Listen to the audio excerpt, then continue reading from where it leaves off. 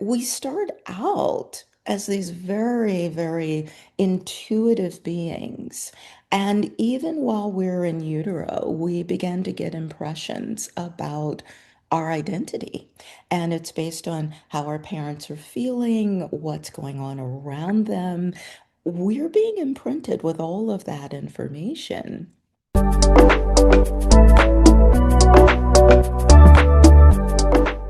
Hello, everyone. Welcome back to a new episode of the Spiritual Inspired Show. I am your host, Claudiu Murgan. For older episodes, visit spiritualinspired.ca and auraverse.network. My guest today is Cynthia Higgins. Cynthia, thank you for accepting my invitation. Oh, well, thank you for extending it. This is very exciting. Yes, I think we are going to have a very interesting discussion, especially that you are an undergraduate, you have an undergraduate degree in molecular biology. What attracted you to start in this field? Honestly, I can't say. I've always been interested in biology and biological processes. I mean, I was the kid in high school taking advanced placement science courses because it seemed to be something I was very good at, and there seemed to be this never-ending repertoire of things to learn. And I was just curious about how far I could kind of push that envelope, if you will. And when you heard Dr. Bruce Limpton came up with his new ideas and his book, Biology of Belief, which was breaking all the rules in the molecular biology, Yes. do you remember that moment? How was your reaction? It was a sense of validation because I had been saying to many of my clients about the connection between their perceptions and their outcomes. And so I'm like, oh my gosh, finally, someone else who sees the world as I do. Yeah, it was very, very validating. Yes, he was very courageous to give up pretty much his career on a concept that anyone else didn't believe into. And later on, he found that satisfaction that he was right and he was well known all over the world. Hmm. And your journey blends traditional psychiatry with energy psychology and intuitive healing. What inspired you to bridge these two worlds and how do they complement each other in your work? Well, I mean, even as a child, I was having spiritual experiences. Like I would have these precognitive dreams. I'd have these experiences with angels. And so I'd always been open to this. But then when I was in medical school, it was all just the complete science. It was all this kind of a left-brained approach. And I always found myself kind of drifting off and wondering, well, what if there's more to this than what we're being taught? But, I was a dutiful student, graduated and took my first job in a small city in Arizona, in Cottonwood, Arizona. And that is just south of Sedona, which a lot of people recognize as being a very, very spiritual place. And it was there in Cottonwood that I had my first encounters with some of the indigenous people of Arizona, namely people from the Navajo tribe. And their whole outlook on life, on wellness, and all of its components, it was so refreshing compared to what I learned in medical school. I mean, not that I didn't have a respect for it, but here was something that truly resonated with everything that I believed in. And it just so happens that at the time I was going through my own life transitions, and I had stumbled into a healing center, and I was looking at pictures of the practitioners on the wall, and they all did different forms of energy or tarot readings. And I chose this one woman. I wasn't sure why. It was just something about her. And she performed a certain modality on me called integrated energy therapy. It's an angelically mediated form of energy healing. And from there, we developed this beautiful rapport. This was in like, 2003, 2004. We've been friends ever since, and she became both my mentor and my teacher, to the point that I actually became a master level instructor of this particular modality because I saw how beautifully it integrated with my approach in psychiatry. And I think if you look at the angle at which I approach everything going on with my patients, I jokingly say it's a Michelangelo approach. And people look at me and they go, uh-huh, yeah, I don't get it. Well, if you know anything about Michelangelo's statue of David, it started out as this just gigantic piece of marble. And people would ask him, they're like, okay, you created this beautiful work of art. Did you have someone model for you? What was your inspiration? And his response is just classic. He said, no, I didn't have a model. I simply removed everything that David wasn't. And that's my approach to psychiatry and to healing in general, because we start out as these very, very intuitive beings. And even while we're in utero, we begin to get impressions about our identity. And it's based on how our parents are feeling, what's going on around them. We're being imprinted with all of that information. And and as we go along, we find ourselves basically changing how we think about ourselves. Yeah. So, yeah, there's a lot to be said about it. Yes, and I think your Mhm. encounter in the Navajos community was quite fortunate. And I met and interviewed, in fact, interviewed, not necessarily met face to face, other psychiatrists that were impacted by the indigenous culture and way of looking at the world Yes. around them. And Hmm. David Kopacz is one of them. He worked with beautiful painted arrow again in New Hmm. in Arizona and New Mexico, and they wrote 4 books together. Joseph Yes. Rael is his American name, and again, Mm-hmm. it's only one of them, but I met many others, and the impact that it had on their practice was impressive. Yes. Hmm. Yes, absolutely. And was Yeah. your mentor indigenous, or she happened to practice over there?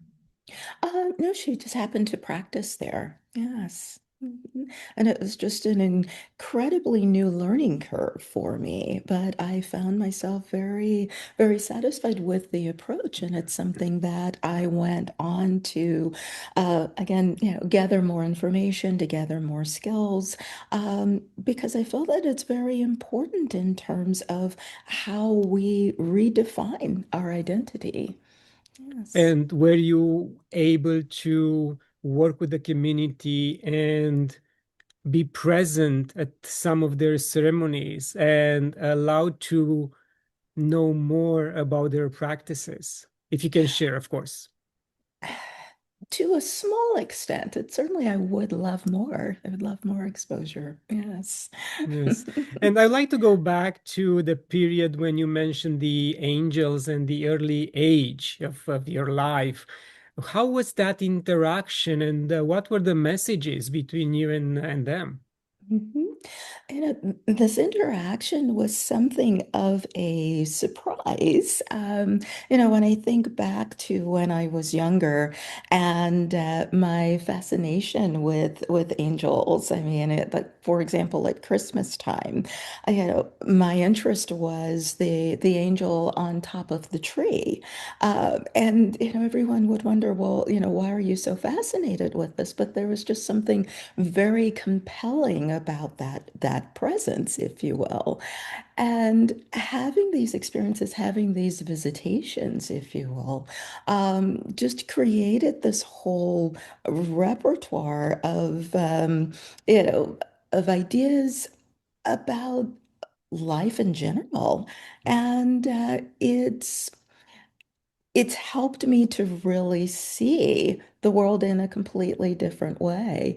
There are times when I'll go into a meditation and I will have information given to me by one of these angelic beings. And it's the principles upon which I've, kind of basically found it how I felt about things, how I've worked with others. Yeah, it's been a very gratifying experience, and to have these experiences that I can speak of with others, and to have other people actually acknowledge, oh, this is something that's real. Yes. It's interesting. So, in other words, your relationship with the angels have evolved over the years, and they gave you more pristine and more potent information as you matured. Is that Yes. correct? Yes, that's correct.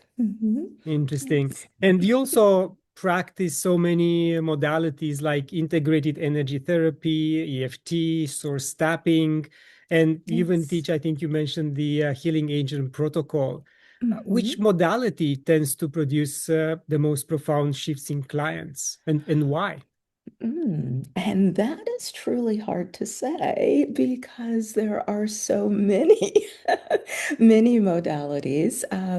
I can say that I probably have some favorites in terms of the impact that it has upon others. And I would say too that the modality called the Healing Angel Protocol was or has since been renamed by its developer.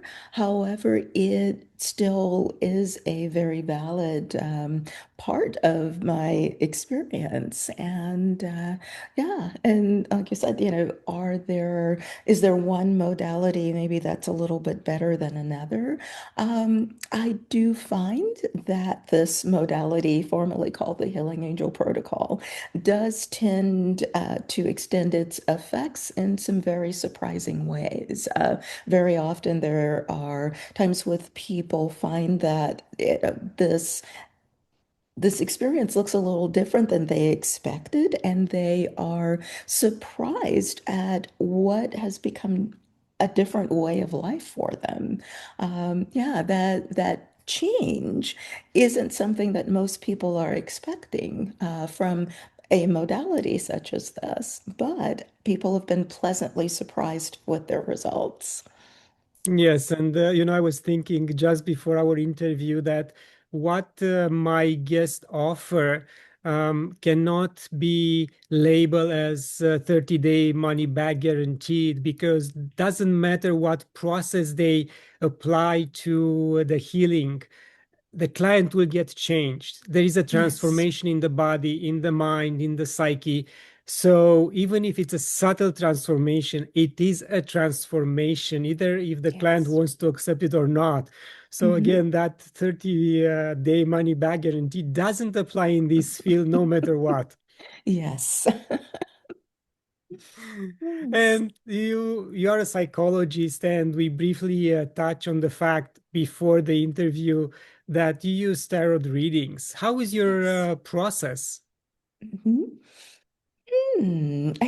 That it's not a question I get asked very often, but yet that is such an integral part of my work with other people, with all of my clients, because I look at tarot not as a game, but as a way of providing a deep level of insight in very often into those aspects of our functioning, our aspects of our well-being that we maybe at one point in time were not able to articulate. what is taking place. Maybe we have needs that we can't put into words, and yet using the modality of tarot, it enables us to basically unravel our experiences, to, if you will, put a spin on them that allows us the ability to process and to heal from our experiences. And so being an agent that way that allows us that clarity is something that I see when we allow ourselves that opening, if you will. Yes. And do you prefer the clients to come with their own tarot deck, or you provide one? I generally provide one, or perhaps we might even have, there's a standard one, if you will, that I have that I tend to use with a lot of my clients after I kind of clear the energy from it. So, Yes, yes. and that's why I ask because Hmm. another guest of mine, Lori Schneider, she asked their clients to bring their own deck Mm. just because, if they play with it, it has their own energy, and Right. she Hmm. prefers to do it that way. And Yes. she thinks that the reading will be much more precise. Hmm. Yes. And Hmm. you emphasize that many limiting beliefs we hold are unconscious misperceptions about who we are and what's possible. So, what's the most common unconscious belief you encounter, and how do you help clients transform it?